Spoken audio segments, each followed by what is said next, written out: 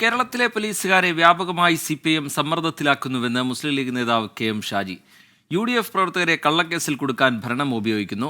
വടകരയിലും കള്ളക്കേസിന് ശ്രമം നടന്നു. താനും ഭരണകൂട ഭീകരതയുടെ ഇരയാണെന്നും കെ.എം. ഷാജി പറഞ്ഞു. കേരളത്തിൽ പോലീസിന്റെ മുകളിൽ വ്യാപകമായി കള്ളക്കേസുകൾ യു.ഡി.എഫ് പ്രവർത്തകർക്കെതിരെ എടുക്കാനുള്ള സമ്മർദ്ദം പലയിടത്തുണ്ട്. ഇപ്പം വടകരയിൽ പലയിടത്തും കേസെടുത്ത് ആപ്പിലായിരിക്കുകയാണ്. അനാവശ്യമായി ഏറ്റവും മാന്യമായ നാട്ടിൽ എല്ലാവർക്കും വളരെ നല്ല അഭിപ്രായമുള്ള നല്ലൊരു ചെറുപ്പക്കാരനാണ്. അവനെ വെച്ചാണ് വടകരയിലെ പോലും ഈ കള്ളക്കഥകൾക്ക് മുഴുവൻ CPM തുടക്കം കുറിക്കുന്നത്. അതിന് സമാനമായ തന്നെയാണ് ഇപ്പം ബേഡകത്ത് നിന്ന് കേൾക്കുന്നത്. മനുഷ്യരെ തമ്മിൽ ഡിവൈഡ് ചെയ്യാവുന്ന, വർഗീയതകൾ പ്രചരിപ്പിക്കാവുന്ന കള്ളക്കേസുകൾ. ഞാനൊക്കെ അതിൻ്റെ വിക്ടിമായ ആളാണ്.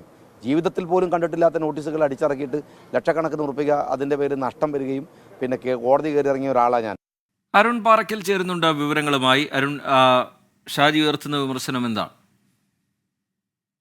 റീജിത്ത്, ബേഡകത്തെ ASI വിജയന്റെ ആത്മഹത്യയുമായി ബന്ധപ്പെട്ടാണ് ഇപ്പോൾ മുസ്ലിം ലീഗ് സംസ്ഥാന സെക്രട്ടറി കെ.എം. ഷാജിയുടെ പ്രതികരണം ഉണ്ടായിരിക്കുന്നത്. കേരളത്തിലെ പോലീസുകാർക്ക് വ്യാപകമായി CPIM നേതൃത്വം ഭരണ സ്വാധീനം ഉപയോഗിച്ചുകൊണ്ട് സമ്മർദ്ദം ചെലുത്തുന്നു. UDF പ്രവർത്തകരെ കള്ളക്കേസിൽ കൊടുക്കുന്നതിനായി ഇത്തരത്തിൽ വലിയ തോതിലുള്ള സമ്മർദ്ദം ഈ തെരഞ്ഞെടുപ്പ് കാലത്തും ഉണ്ടായി. വടകരയിലും സമാനമായ രീതിയിൽ കള്ളക്കേസിന് ശ്രമം നടന്നു. യൂത്ത് ലീഗ് പ്രവർത്തകരെയും യൂത്ത് കോൺഗ്രസ് പ്രവർത്തകരെയും വ്യാപകമായി ഇത്തരത്തിൽ കള്ളക്കേസിൽ കൊടുക്കുന്ന ഒരു സാഹചര്യമുണ്ട്. താനും ഭരണകൂട ഭീകരതയുടെ ഇരയാണെന്ന് ചൂണ്ടിക്കാട്ടിയായിരുന്നു കെ.എം. ഷാജിയുടെ പ്രതികരണമുണ്ടായത്. കോഴ കേസുമായി ബന്ധപ്പെട്ട് +2 കോഴ കേസുമായി ബന്ധപ്പെട്ട് തന്നെയും ഇത്തരത്തിലുള്ള കേസിൽ കൊടുക്കാനുള്ള ഒരു ശ്രമം സർക്കാരിന്റെ ഭാഗത്തു നിന്ന് നടന്നു. പക്ഷേ കോടതി അതിനെ ചെറുത്തു എന്നും കെ.എം. ഷാജി കൂട്ടിച്ചേർത്തു. ശരി, അരുൺ പാറയ്ക്കൽ വിവരങ്ങൾ നൽകുകയായിരുന്നു കാസർഗോഡ് നിന്ന്.